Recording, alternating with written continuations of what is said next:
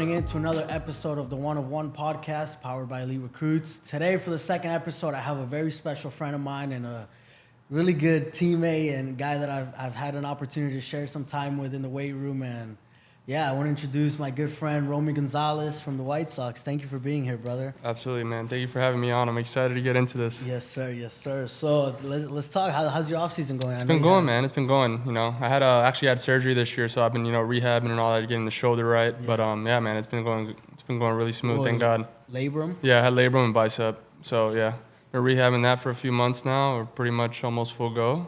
It's been a journey, but we're almost there. We're almost at the finish line. Yes, sir. Yes, sir. How are you feeling about this year? How you feel strength-wise, health? I feel good, man. Feeling good. You know, just this year, I'm just trying to stay healthy, man. The past 2 years haven't been the most healthy seasons I've had, but it's part of the game. It's part of the journey. So I'm just excited to, start this year on a clean slate. Yeah, 100%. I know that the shoulder's been something that you've had for a little while. So now that you got surgery, fresh to go, feeling like a baby again, hopefully. Yeah, no doubt. Full healthy year. But yeah, let's take it back from the beginning, man. Like, what memories do you have playing the game? When did you fall in love with the game?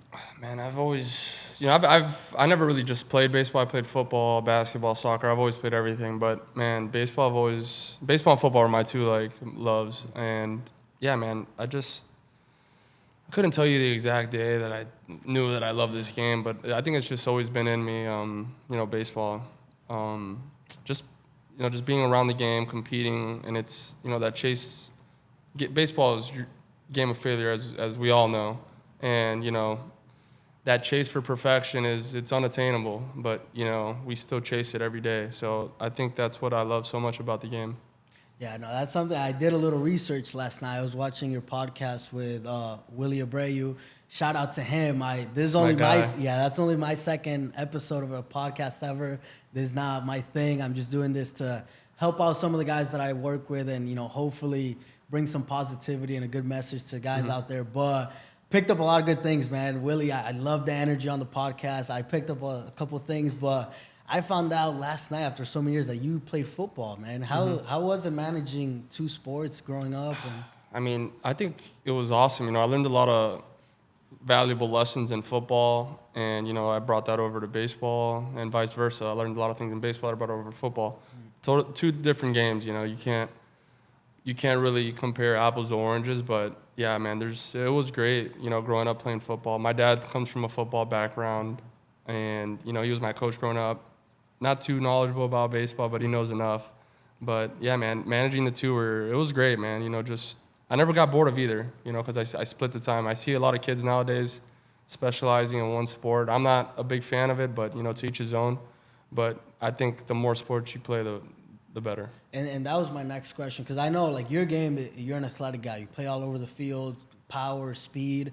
How much do you think football played, a role in your development as an athlete growing up? Because like you said, a lot of kids nowadays want to specialize in one sport, but I think you just learn how to use your body, man. Different movements and different, movement patterns, playing different sports. So, I mean, you look at some of the best athletes in baseball, and they've all played other sports. There's not really, I can't really name any guys that just play baseball. Yeah. I think it's a new thing now, with all the technology, all the science now. Guys are really trying to become the best at one sport, which is great, but I think it's very, very important when you're younger in those early years to play multiple sports. Yeah, especially, baseball, like you said, it's a game of failure, and you can pick up so many things from different sports. Obviously, what were some of the lessons that you feel like translated well into baseball from football? Oh, man. Work ethic. Yeah. Football practice and a baseball practice are two very different things. Obviously, football's a lot more physical. I'll never forget, those two-a-days in high school, and even in Optimist football, my dad was kind of a psycho. But I'm grateful for those moments.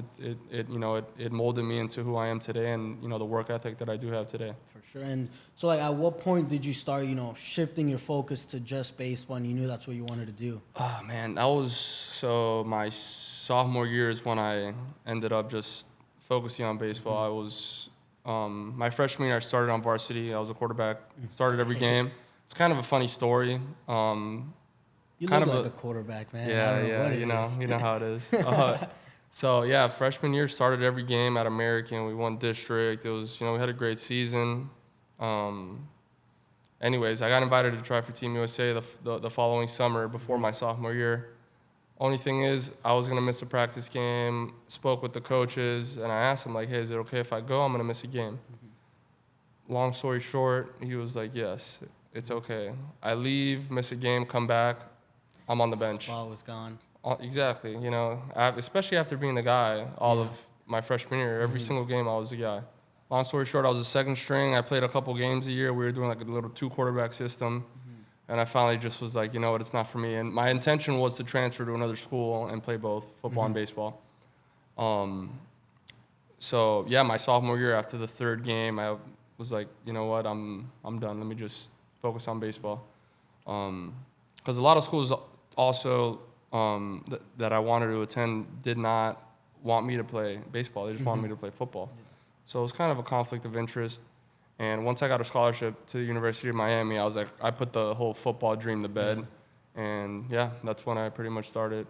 And then, this one you stay at American, you graduated from American. How was your recruiting process in high school? Was it always Miami, or was there any other schools you visited and came close to deciding on? It was always Miami, man. As soon as they offered me, I committed. Yeah. I might have waited a week, but yeah, I knew I was, obviously negotiating, trying to get a little more scholarship money. But yeah, it was always Miami, always. I remember growing up, going to games on the weekends with my dad and grandpa. Going to the camps and stuff. Oh yeah, the camps, the summer, yeah, the whole nine. Yeah, man, I had so many memories there, and I'm very close with my family. I have a small family, so yeah, it was always my dream to play at Miami and stay home. Be fortunate enough to have my family come watch me whenever. And how did that come about? How was that? I know obviously grew up here, going to the games, going to the camps. And yeah. How did they start recognizing you and everything like that? So I played summer baseball with the Elite Squad. Very, very popular, summer program down here in South Florida. And yeah, man, we had a really good team. We went to a lot of the top tournaments, and that's when Miami initially saw me, and they offered me a scholarship, and yeah. A week later, I committed, man. It was the fall of my sophomore year. Was there any places that you even went on a visit to, or it was just... No. It was always about always, always. Yes, I mean, honestly, I kind of wish I did take my visits. Yeah. Just to experience, the other schools, the other atmospheres, and, different cities, towns. But, yeah, it was always going to be Miami no matter what. Yeah. So you approach, senior year, and then... Did you have any idea that you had a chance of getting drafted? Did you have some workouts? Yeah, I had a few workouts with a few different teams. I actually got called in the 4th round by the Rangers, but they wanted me to catch. I had never caught. So, I was, and the money, it was decent, but it wasn't life-changing money. So I really wanted to go to school and experience, playing college baseball at Miami. And how was that experience? You get on campus, you got to play for a legendary coach. What was your first taste of college baseball like? Man, it was crazy. As soon as my senior year ended at American, when I was on campus working out, getting to know everybody. And I played for the legendary Jim Morris, or 3 as we call him. He actually just got inducted into the ABCA Hall of Fame, I believe. Yeah, he's a legend, man. But yeah, I was there in the summer working out, getting to know the guys, getting a feel for, what it'd be like. Man, it was great. And then, the fall started, and it was a lot. It was a lot. You're there as a freshman, you have study hall. You know how it is. Yeah. The days are long. We had 6 a.m. workouts. We got class from 9 to 1, early work, practice with the team. And, after the practice, you got study hall. So, man, the days were long. And I was living at home, actually, my first semester. And yeah, man, it was definitely, it was great. I wish I should have lived in the dorms. That would have been pretty cool, good experience. But yeah, I lived at home my first semester at Miami. But it was great, man, going there and competing in the fall and competing for a job. Yeah, no, especially, getting a chance to play as a freshman right away, obviously, says a lot about not only your talent, but, the work ethic that it takes just to get to that point. Because a lot of guys, really talented, they'll get on campus and then kind of, fail out or, just not live up to the expectations because there's so much extra work that goes into it. And, I feel like, you're at Miami, it's your dream place and everything like that, and it looks all perfect from the outside. But, what were some of the struggles that you went through as a freshman that you had to kind of overcome that challenged you? Yeah, definitely a lot, man. It's not all sunshine and rainbows. So I end up winning the job, the third base job, going into the season. I'm excited. I'm pumped up. We play Rutgers. I get my first hit in the first game. It was unbelievable. I had a good weekend, solid weekend. Then Florida comes into town. Florida had some of the most incredible arms I've ever seen. AJ Puck was on that team, right? AJ Puck, Logan Shore, Faedo, Brady Singer, Jackson Kolar. All these guys are big leaguers. Yeah. And I've never seen arms like that. Yeah. I really never seen arms like that. And it was an adjustment, man. And I failed miserably that series. I think I went 0 for 12 with like 9, 10 strikeouts. It was terrible. It was a learning experience for sure. Yeah. Long story short, I get benched that year. I don't end up playing much. I end up the year hitting maybe a 170. So, it was a lot of guys expect to come in and play freshman year and, kill it. That's not the case. Everyone's different. I don't really know of many freshmen that step on campus from day one and they're a guy. You got to struggle. You got to struggle to evolve as a player and as a person. And that's what I did. And that's another thing, too, why I'm very happy I ended up going to college and not into pro ball. Yeah. I wasn't mentally ready for that challenge. And, some guys are, and, all the power to them. But personally, for me, I was not ready for that challenge. And, going to Miami definitely helped me become who I am today. Yeah, for sure. And I know, obviously, struggled as a freshman, rightfully so, but then you have such a strong sophomore season. I heard that you went to go play summer ball. Was it in Virginia? Virginia, yeah. Yeah, kind of. What clicked for you during that summer that you brought to school? Just getting at bats. I'm a big proponent of that's, obviously, the weight room's great, everything's great, but getting at bats and experience, that's how you get better. There's nothing like getting at bats in a game. You can't really replicate that. Mm-hmm. And just getting those consistent at bats, it allowed me to tinker with, my approach at the plate, my hands, leg kick, this and that, and I finally got something that started clicking, and I just carried that over into my sophomore year. Nice. And then sophomore year, you guys go to the College World Series, is that right? No, that was actually my freshman year. Freshman year. Yeah. So let's retrace a little. How was that experience as a freshman? That has to be surreal. That was our team was unbelievable freshman year. We had an unbelievable offense. Watching guys, Zach Collins, Willie Abreu, Jacob Hayward. We had an incredible offense, and going to Omaha, you learn a lot too when you're not playing. Yeah. If you focus, I learned a lot. I truly did. But going to Omaha was an unbelievable experience. Playing in front of 30,000 people, just an experience 18, like 19, no other. Yeah, it was awesome, man, and it's definitely. I'm happy I got to experience that. Yeah. So obviously, then sophomore year, have a really strong season, come out, everything that went wrong the previous year kind of goes right, and you kind of take that momentum. How was your sophomore year? Kind of talk a little bit about that. What were the biggest adjustments that you made? Not physically, but just on your mental game.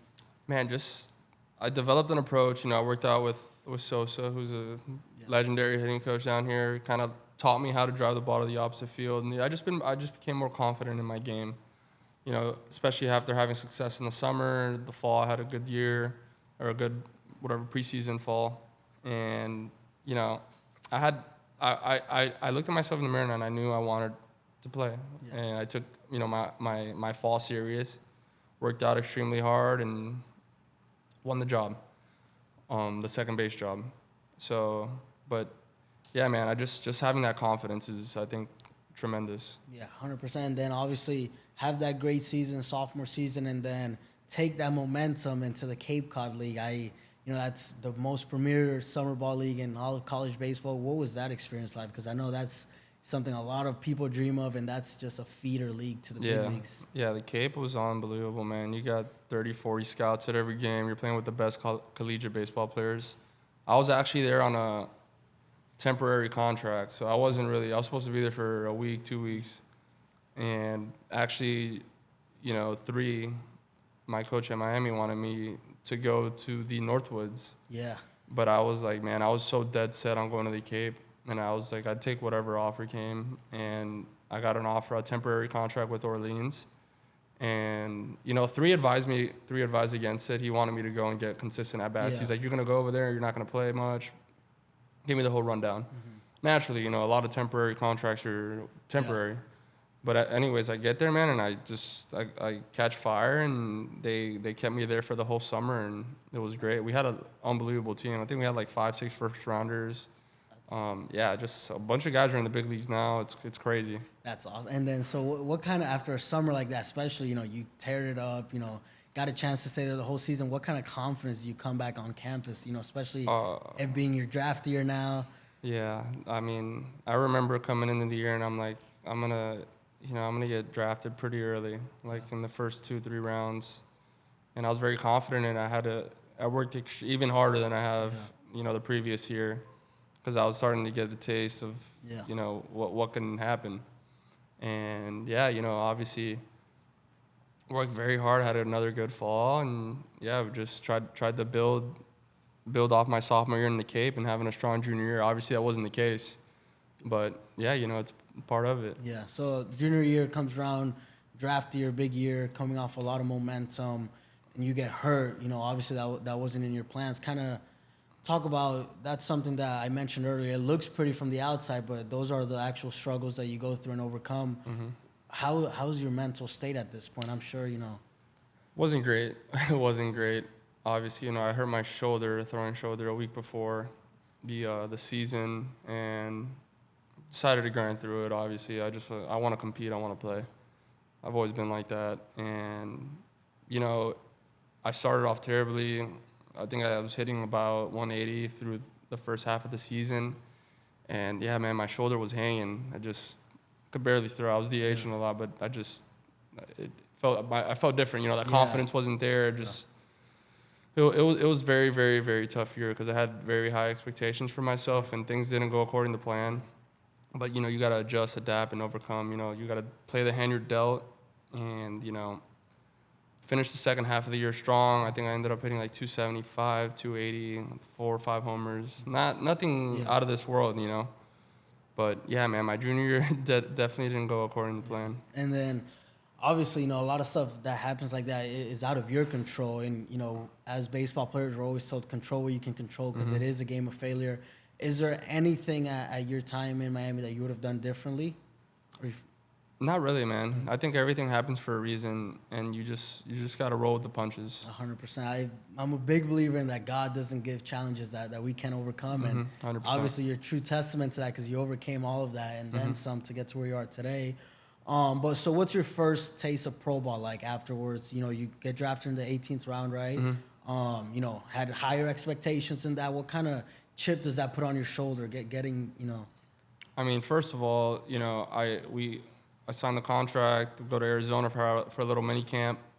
I can't even throw the bait. Well, mind you, never played outfield in my life. I get drafted as an outfielder. So I didn't know till I showed up. Yeah. Because they called me, they said they wanted me to play infield. I'm like, all right, perfect. I show up there, and they're like, no, you're an outfielder now. And I'm like, just confused. I'm like, what is going on? Kind of upset. But anyways, so go to Arizona, sign the contract. We were there for about a week, playing games, getting ready. I can't even throw. My arm is shot. Yeah. I end up not playing for a couple weeks, trying to rehab. They shoot me up.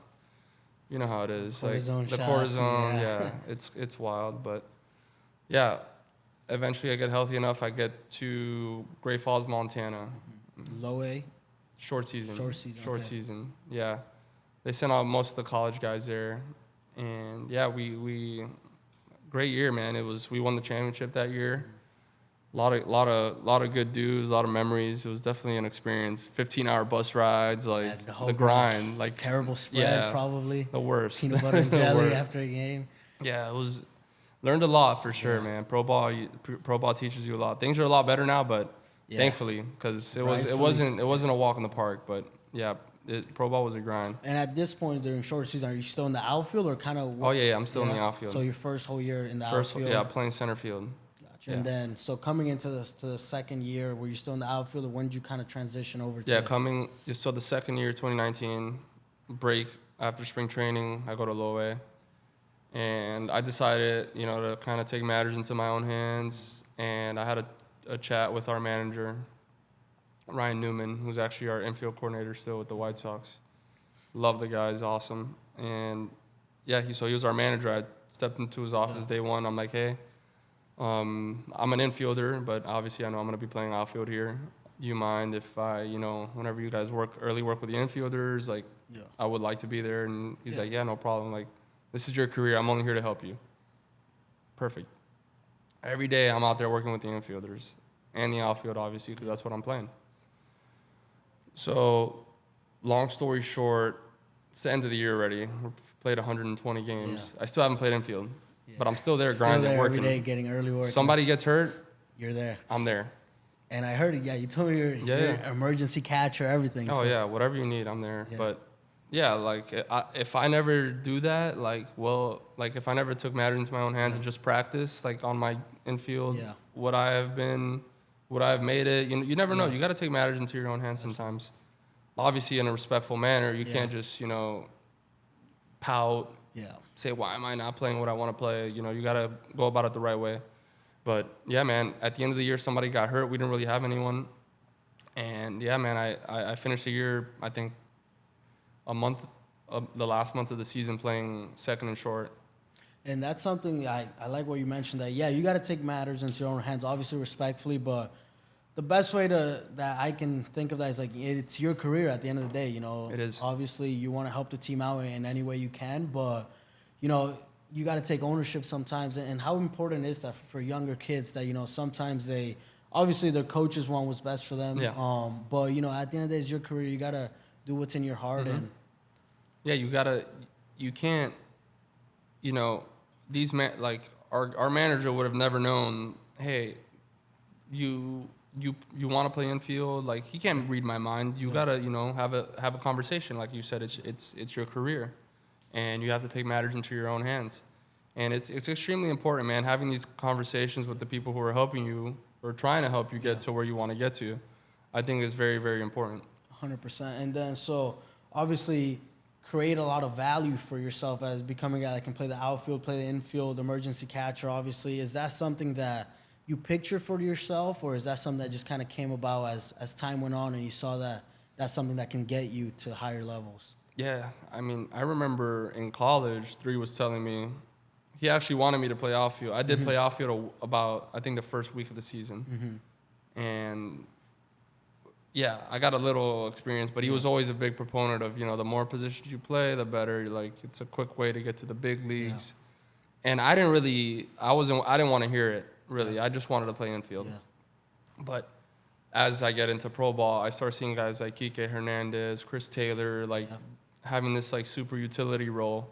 And as time has gone on, there's been more and more guys specializing in that role. And that's what got me to the big leagues for sure. No, it creates so much value. I feel like nowadays every team has at least one of those guys, if not more, because it's just such a long season. And if you can create value for yourself in so many ways and help the team, it's just such a plus. And that gives you so much, like you said, Kike, Chris Taylor, these guys are guys that, maybe at one position they're not everyday guys, but they create value for their team and, they can hold it down for a series for sure. 100%. Yeah, all these guys are great.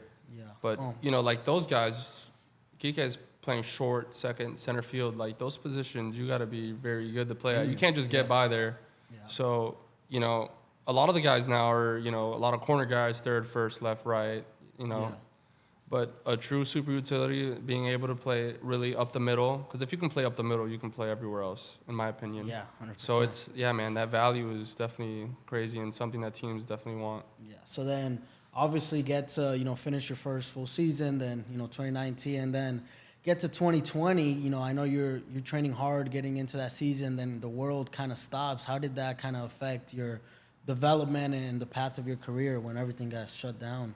I mean, first of all, it was definitely a scary situation. Nobody really knew what COVID was.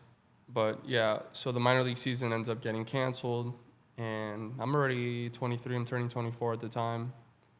I'm 23. And, man, I'm like, what is going on? Whatever. I'm getting older. You don't get paid in the minor leagues. Yeah. So, long story short, they end up canceling the season. And I'm like, not all right. Like, I'm like, what is going on, dude? I just want to play. Like, baseball's my job.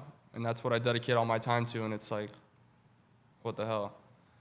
But, Yeah, I remember like telling myself like this is gonna be your last go around in 2021. You're gonna be 24. So you know what? I'm gonna transform my body. I was never a big guy. Like I was always athletic. I was strong, but not like nowhere near as strong as I needed to be. So yeah, man. I don't want to cut you off, but I want to get it. Yes, this is something that I had planned that, yeah, I really wanted to talk about and gets me really excited because we met. I know where you're going with this. We met that off season, the off season of 2020, and you told me something that I will never forget in my life. And every time I bring it up to someone, I get goosebumps. I remember that year you told me, yeah, man, I'm getting older. I'm, 24, going on 25. You're in single A at this point. You're like, if I don't make it to double A this year, I'm kind of done. Minor league pay is not great. Life works in mysterious ways. Crazy. You fucking made it to the big leagues that year. I did. So yeah, man, I had that mindset, that do or die mindset going into that year, and I worked as hard as I've ever could. Obviously working out with Nick Soto, that guy you worked out with him. We worked out for a long time together. Guy's one of the best trainers Soto, that I've ever been around. absolutely. Personally. It's not for everyone because it's damn hard. It's hard work for sure. It's hard, man. But he transformed my body, man. I was so fast and so strong, and yeah, man, that helped me. That showed up. I remember showing up to spring training in 21, and I gained probably 25 pounds. Yeah. Muscle, lean muscle, man. We were working. I remember going to the gym at 4 a.m. because everything was closed, obviously because of COVID, but we were still getting our work in. Early and mornings. yeah, man, just those sacrifices. You got to make sacrifices to get, to attain those goals, reach those goals. But yeah, I remember showing up to camp in 21 and everybody was kind of freaking out with like how I showed up. Yeah. So yeah, we I had a great spring, and I ended up skipping high and starting in double A, and yeah, I ended up making it to the big leagues that year, which didn't think it was going to happen, but yeah, man, things work in mysterious ways. Everything, you said earlier, everything happens for a reason. But yeah, gotta give a shout out to Soto. Like you said, it's not for everybody, but even for me, obviously not a big leaguer like you, but he transformed my career, like made me such a better athlete, and just you always think that you're working hard, but after we do 2 hours, an hour of running and then lifting, you're like, okay, yeah, I just worked hard, and then you still have to hit on top of that and get all your work in. But days are long, man. Yeah, but it pays so much. It pays dividends for sure, man. Just investing into yourself and into your development, and I can't thank him enough. He did so much for me in my career. That's my guy forever. So then what was your mindset? Obviously, I know your mindset going into it is like, this is my last shot, but what sacrifices did you make going into that off-season? I know living here, obviously things were still shut down, but there's so many distractions that can be found down here. Kind of, how did you set yourself up for success? It's all about balance, man. You got to have a routine, and you got to be disciplined enough to stick to that routine. I think it's extremely important to sit down before an off season and write down your plan and hold yourself accountable. Because like you said, we're in Miami. Like so many distractions. But the older you get, the more you realize the opportunity you have, and it's not even like a sacrifice, man, anymore. Like back then when I was 23, 24, like I wanted to go out, have a good time, but I picked and choose my nights. Like, don't get me wrong. Like, I love to go out and have fun too, but I'm not out there constantly. I'm working on my craft, and it's gotten to the point now where it's like, it's not even work for me. Like, I love it so much. I love challenging myself and, changing my body, my game, just constantly trying to get better and better every year. Yeah, and like you said, challenging yourself, and obviously, training with Soto, we're in such a great environment of, just people. How important is it to surround yourself in an environment where, everybody's there just chasing the best for themselves, getting the opportunity to work out with guys like Manny Machado, guys like Eddie Alvarez, Olympian, two-time Olympian, different sports. How important is it surrounding yourself in those environments? I mean, it's super important surrounding yourself with guys that are on the same path as you and have that same hunger as you. You push each other, which is great. Obviously some guys are stronger than others, but you still want to like compete and push weight. I remember me and you, we used to go at it all the time. And dude, it's just a great atmosphere. It's a competitive atmosphere, and yeah, man, it's very, very, very crucial, I think. Having the right people around you. 100%, because like you can push yourself all you want in the weight room by yourself, but when you have that guy next to you, like to this day, I remember me trying to pull as much weight as you. And I remember that one day we made Yeah, like a $50 bet for me it. to snatch, and I almost broke my arm, but I did it. And it's something that without that push, I wouldn't have even attempted it. Exactly. So yeah, you push your body a little bit more when you're around guys that are pushing you, you know? And you do that enough days in a row, counts small victories, it pays off like it did for you for sure. 100%. So fast forward to 2021, you know, start the season, break camp in AA, right? Had a good spring training, you know, show up 25 pounds stronger, having the best season of your life. Kind of what clicked? Was it all the work that went into the off season, or kind of? I think it was that work, man, for sure. I showed up like I said, like 25 pounds strong, heavier, leaner.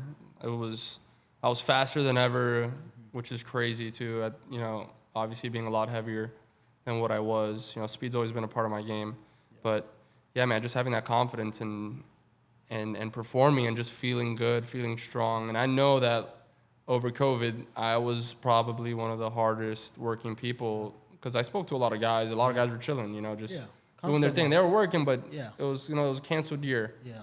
So, yeah, I felt like I had an edge, you know, like I outworked everyone and I had that confidence. Yeah.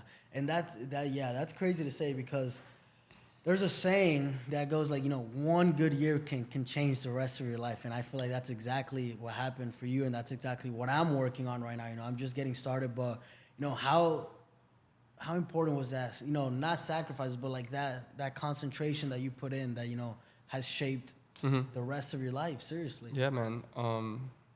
That focus and, you know, holding yourself accountable, having that discipline to, you know, work out and push your body to the limit, you know, to better yourself. You know, what I do today is going to help me tomorrow. And that's how that mindset you got to have. You got to continue to stack those days one by one. It's not an overnight thing. You know that. Yep. So yeah, having that attitude and, you know, going about your business that way is huge. Yeah. And what would you say to the kids out there? Like, obviously, you know, you work hard, I work hard, everybody out there, you know, works hard. But in this game, that's hard enough. You may be working hard every single day and you don't see those results right away. How important is it to still be patient? Because like we've been talking about this whole time, you've had a lot of down years, an up year here and there, but then, you know, put in the work and stayed mentally tough and stayed patient. You just got to believe in yourself, man. Like you said, that 1 year, like I haven't really done much in the big leagues yet. I haven't, but you got realistically, there. I'm there and I'm very confident in what I can do. Yeah. I'm just, you know, it's gonna happen for me. You know, I'm very, very, very confident in my ability. I work extremely hard. You know, things haven't necessarily clicked for me up there yet, but I know God's timing is perfect. Always. And yeah, I'm true. You can't give up, man. Like I said, like I said earlier, it's not all sunshine and rainbows. You got to get after it. Yeah, and I know that's something that I have no doubt in my mind that you're gonna have success for a long time in that level, because you never get satisfied. No, I would never see you, you know, in the weight room after having a great lift, taking the next day off or anything like that. You just got to keep pushing. So get to AA that year. Obviously have a crazy year, 20 home runs, 20 stolen bases in a hurry. Yeah, how was that season for you? How much confidence do you have after, you know, showing up to the ballpark, having great night after great night? I was like before I even got to the 2020 mark, I was kind of like tripping. I was like, why haven't I been like moved up to AAA? Yeah. Like I'm killing it. Yeah. And whatever, just didn't line up. I didn't have the opportunity to play in AAA every day from what they told me. But anyway, I still wanted to get to AAA, man. Like I was feeling better than I've ever have. I was hot. As soon as I hit my 20th home run, for some reason, when I got that 20 feet, they called me like, hey, you're going to AAA. And I'm like, this is crazy. Like I did not think I was going to be in AAA this year. Like AA was my goal to finish in AA, you know. And, you know, let alone to be in AAA was wild. So, yeah, I got that call, and that was pretty cool. It's great. I still get goosebumps every time we talk about it, because I remember having that conversation before we started our lift. You're like, yeah, if I don't make it to AA this year, and look how life works. It's crazy. So get to AAA.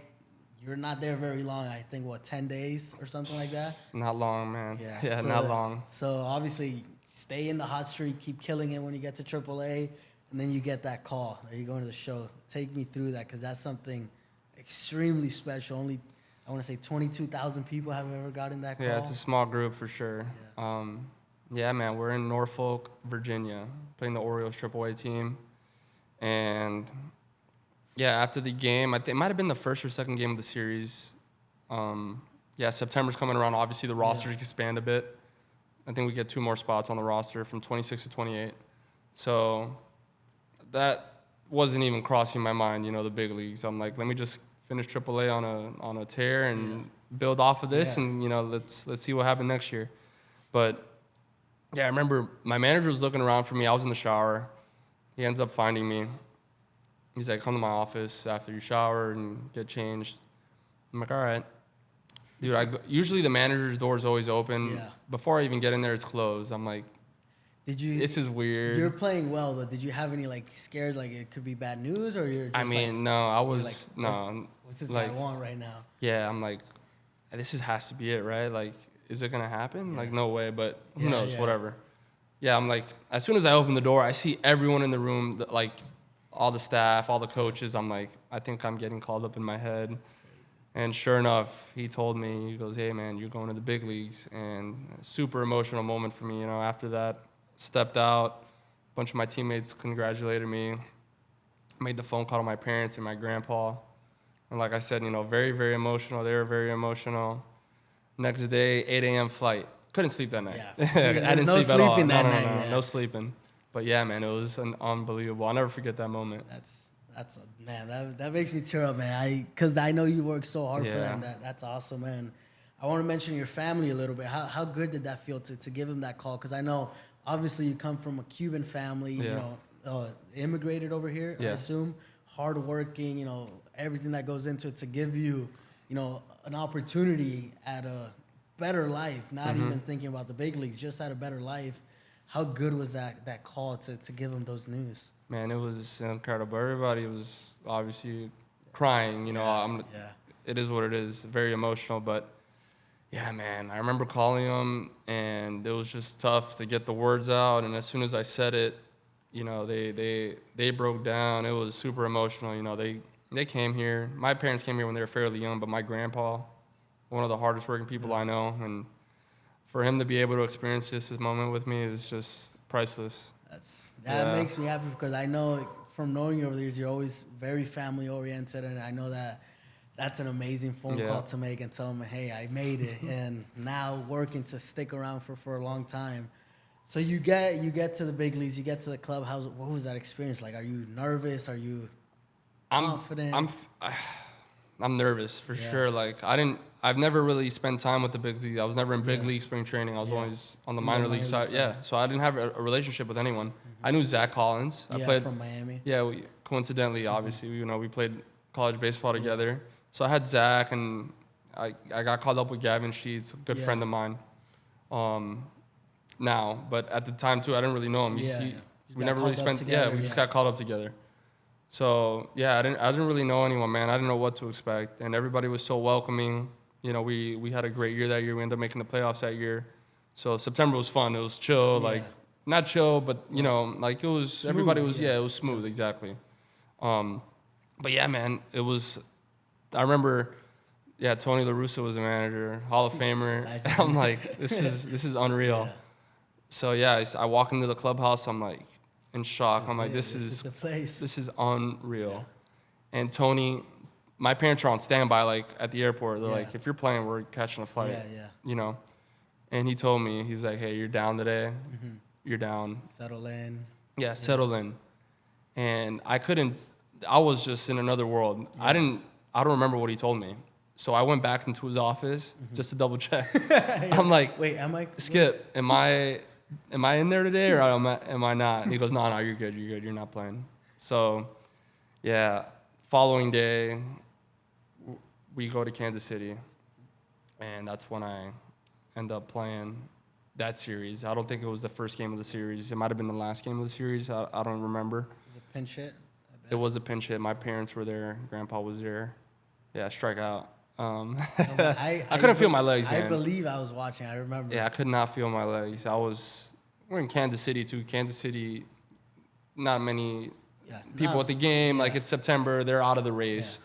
So the energy wasn't high, but man, when I tell you I could not feel my legs. Your heart rate was probably Yeah. crazy. I was shaking in there. Like Yeah. my leg, it was crazy. And then fast forward to the first hit. Was it Oakland? I In think? Oakland, yeah. Yeah. Oppo, little Oppo, line drive. yeah.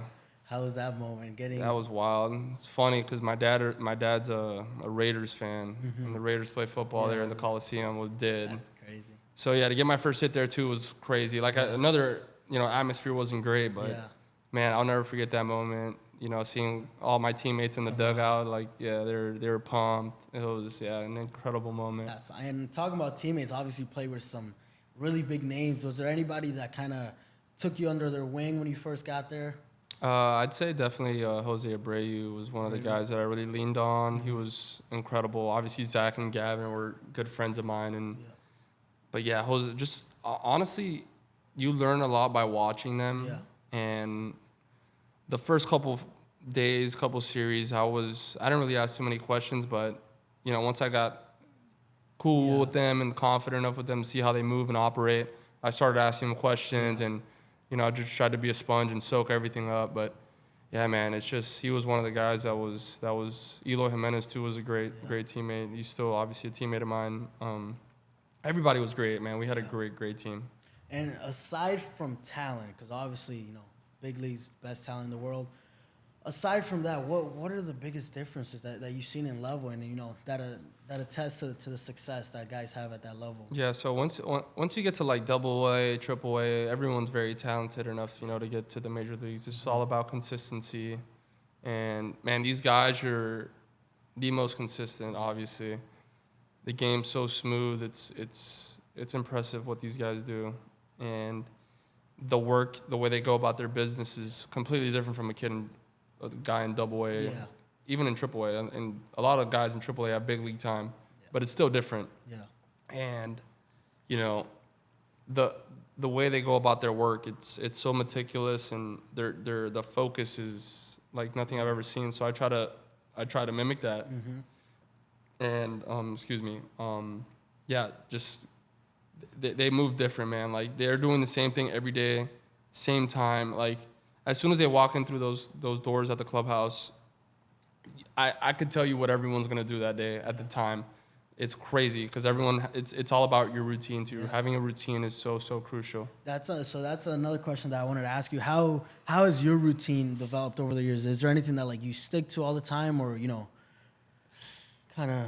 Yeah, I mean, basically, I do have the same routine. There's certain things that I've tweaked from watching other guys, and obviously I haven't really started much in the big league, so I'm like, and still being a bench guy, I didn't really know how to be a bench guy until Billy Hamilton was another guy I played with my first year, and that he comes in the game late, defensive replacement. I watch him a lot and learn to see what these guys do and how they get ready. Like, they're starting to get ready in the 5th inning for that opportunity they're going to have in the 8th, 9th inning. So it's every role is different, but you learn a lot, definitely. Yeah, I feel like obviously, from the outside looking in and having the opportunity to train and speak with guys that have made it, I feel like the attention to detail and the studying of the game just gets to such higher levels as you go up in level. I know story we talked about a lot was Yasmani Grandal and how he kind of helped you a little bit with, you're struggling a little bit, and he brought you in, and that's a guy that's been in the big leagues for a long time, and still around. And how much is being a student of the game contribute to like that longevity and success? Yeah, I feel bad. I forgot to mention Yaz. Yaz was great with me too. I'll never forget in Texas, he pulled me into the film room because he was rehabbing his knee with me in AA. Okay. And then I went to AAA when I got called up in Gaz. Coincidentally, was going to AAA in Ripa. So we were together for 3 weeks, maybe and a month, like a month. Guy? Yeah, Miami guy. So I spoke with him a lot, and obviously I'm on a tear in AAA. He's there. He's like, "What? Like, keep it going." Basically, yeah. I get to the big leagues, it's a little different. Yeah. Obviously, the emotions, the anxiety, everything's amplified. He pulled me into the film room against Texas, and he's like, "Bro, I was struggling a little bit." Yeah. Nothing crazy. Yeah. But he's like, your setup's a little different. He was pulling up film from my double A and triple A, at bats, and comparing them to my big league at bats. Yaz is a student of the game. Like, he knows his baseball. And going back to routine, I know he trained a little bit at the gym Mm-hmm. while we were there, and like before he even started doing it, he had like an hour routine of just him getting warmed up, and that's a guy that's been around the game for a while, so like it's Catcher incredible. too, man. Yeah. He's been playing for 12, 13 years, I think, maybe more, at the major league level, and being a catcher, you know how you're a catcher. Catcher is not easy, bro. It's very taxing, but yeah, Yaz was grinding, man. He like I said, you know what he's gonna do every day. You know exactly what it takes for him to get ready. You know your body. The older you get, you know what you need to get ready. And Yaz knew. And yeah, like you said, it took him an hour, like getting right before he started moving around in the weight room. But yeah, routine is definitely huge. Yeah. So then, going into finish off that year, then 2022. Were you hurt that year, or you split some time up and down, or 2022 was a weird year for me in general. Like, I remember I had a great spring. I didn't end up making the team, and we go to Norfolk, Virginia, to open up the season. And I remember we who got it? Moncada. Yohan pulled his oblique, and I got called to go up to the majors, but I was sick. I was throwing up everywhere. I was down bad. Yeah. We had already played our AAA game. I'm throwing up mid-game. Like, I'm really sick. Now, Obviously with COVID too, like you don't know. So I had to get tested, the whole nine. But they ended up calling up Jake Berger. Guy's a beast. Yeah. It's my dog. definitely want to get that guy on. But yeah, so yeah, man, I was sick. I missed an opportunity. I was kind of like, shit. Like, not upset, but like, I was just like, why? Like, Anyways, long story short, I was just getting sick the whole year. I had to get my tonsils removed, like super random. That's something you do when you're a kid. Yeah. My parents, I never took them out. But yeah, I was, the first 3 months of the season, they couldn't figure out what was wrong with me. I was getting sick, like, I'm not kidding you, every 3-4 days. Like, fever chills, throwing up, bad. Like, I lost 30 pounds. Like, it was a grind of a year. So finally, we figure it out. I fly to Miami, take my tonsils out, and so I'm down here for 2 weeks, like recovering from the surgery, and I go to Arizona. I'm down 30 pounds. I'm like skin and bone. Yeah. I'm like, this is tough. Not skin and bone right now. No, I'm scary. grinding. Stay over grinding, here, man. You know how it is. But yeah, so I go to Arizona for about a month to rehab. And not rehab, but like just get back into game shape and try to gain some weight back. I think I end up gaining like 10, 15 pounds, like good enough to play. Like I felt good. And yeah, after I complete my rehab, I go to AAA and I'm there for a day, I think. It's mid-August and I get called up. And I finished the year there in the big leagues, but I didn't feel like myself. Yeah, I was still getting back into. Yeah, I wasn't as strong, wasn't as fast. I was just, I was grinding. It was a tough year. Yeah, but yeah, it was definitely a weird year. Gotcha. And then obviously, this past year, surgery, things went down, but that's part of that journey and that path, like we talked about. Like we started things off great. You're a big leaguer now. You accomplished so many things, but there's still that challenge, and how do you continue to bounce back from, just getting punched in the mouth and coming right back up and still thriving and moving up? Man, there's so many guys. Like, what I've gone through it's tough, but it can always be so much worse. I was watching the national championship game the other day, and Michael Penix Jr., I think he's had like 5 season-ending injuries. Yeah. 5. Crazy. Like 2 ACLs, dislocated shoulder, I think an ankle, like 5, and look where he's at now. He was a Heisman candidate. And everyone's story's different. You just gotta have that fight in you and continue to grind and just be confident in your ability. So yeah, man, like none of this stuff really phases me anymore. Earlier it did, but the older I get, the more wise you become, and you're more aware of the people around you and their stories. Like I had a team like Liam Hendricks, the guy had cancer. Yeah, that's you know, like it's crazy stuff like that, and you're like, wow, man, like it's like you set your mind to something, you're gonna accomplish it. And obviously Liam recovered from his lymphoma that he had, and came back this year, man. And he was throwing with a torn UCL too. Yeah. He's a dog, like he's a competitor. Yeah, that guy. He's a competitor, man. And stories like that inspire me and push me, for sure.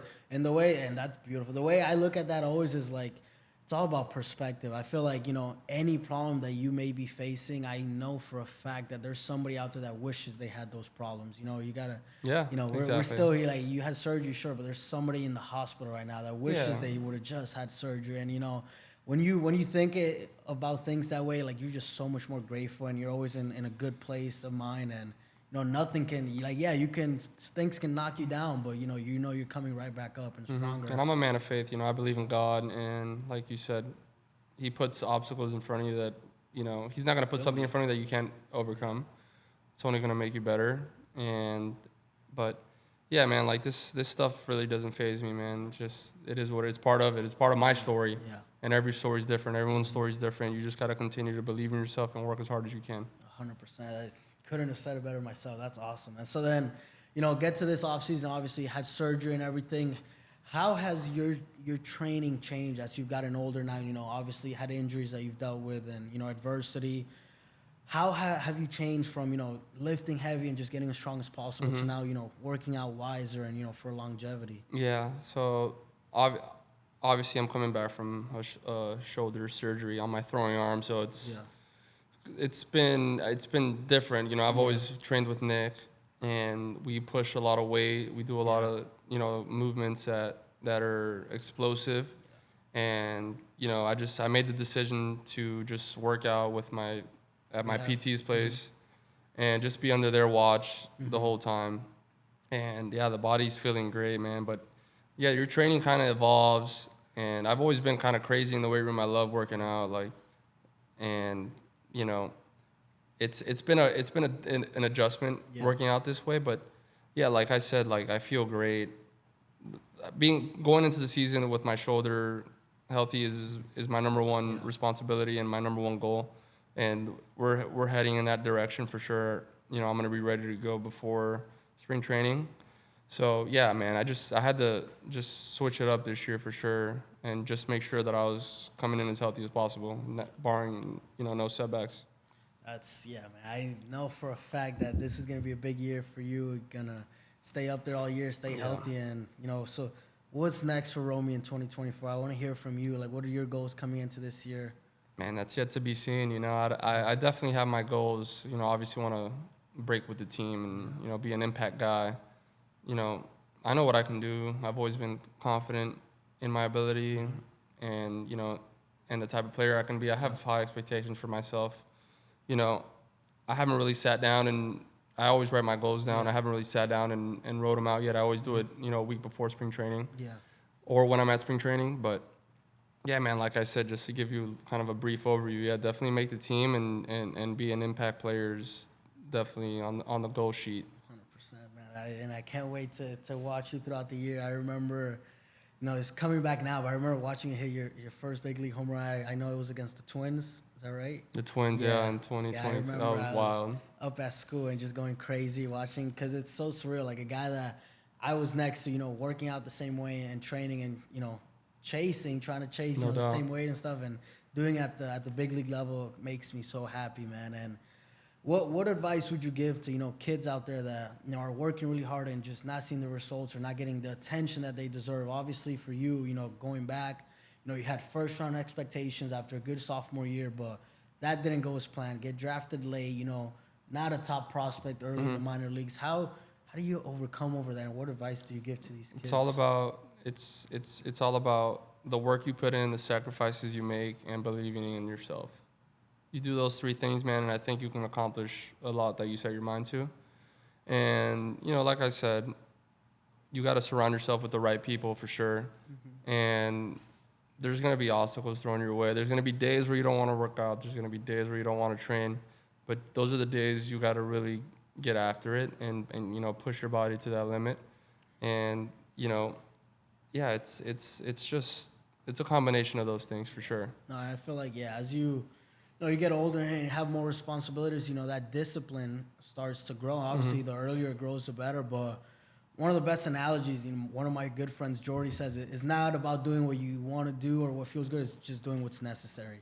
If you build that discipline and do what's necessary every day and you stack it up, like you said earlier, you know, you'll look back 6 months or a couple years, you know, down the line, you're like, damn, look how far I made it. No doubt. And it becomes addicting, man. When you start to work and you start reaping the benefits of your work, it's addicting, man. It's exhilarating, and you want to continue to chase that and better yourself, not only as a, you know, baseball player, as a person as well, you know.